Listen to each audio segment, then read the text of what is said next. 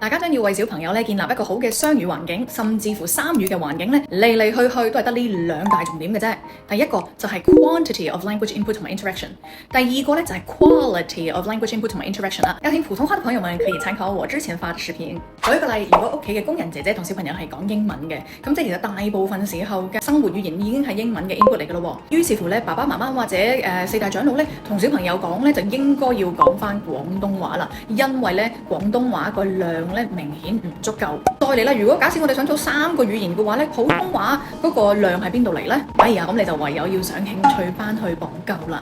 如果我哋冇法子做到3種語言都有幾乎均等嘅語言輸入量，咁我哋咧就可以將呢啲語言咧按照重要程度去分先後學習次序。以我自己為例，喺我當初未考入女拔之前咧，我係讀一間中文嘅 local school 㗎。咁喺嗰陣時我嘅語言環境入邊咧，我就只係得廣東話同埋普通話。直到入到去 DGS 嘅時候咧，成個語境唔同晒啊！咁啊，所有嘅人都係講英文啊，咁甚至同學仔之間傾偈都係用英文啦。我咪突然之間英文嘅輸入同埋使用量咪暴增咯。咁再加埋啦，我要追英文咧，咁我就會瘋狂去補習補翻英文啦。其實最終都係會 work 嘅。第二個重點就係語言使用嘅質量啦。咩意思呢？好多嘅家長咧，為咗小朋友咧可以入到英小，好細個就會同小朋友咧用英文去溝通噶啦。嗱，呢一樣嘢係冇問題嘅喎。Provided that 你哋自己嘅英文都係十分之流利啊，因為如果你唔夠流利的話咧，其實係會大大影響咗你 input 俾小朋友嘅語言質量。所以我嘅建議咧就係要專人專職啦。咁例如爸爸英文叻啲，咁就佢負責英文，咁我咧就淨係負責廣東話。咁呢一個咧係最傳統，咁亦都係曾經我哋都驗證過係有效嘅方式。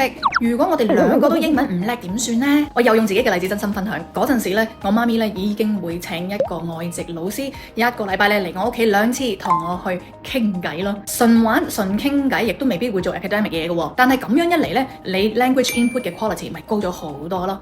大家想唔想再聽多啲呢？如果想嘅話咧，喺 comment 嗰度話俾我聽，咁我會再拍一個 video。咁就可以同大家分享多少少，除咗 one parent one language 之外，我哋如何可以做到 bilingualism 甚至 trilingualism 啦。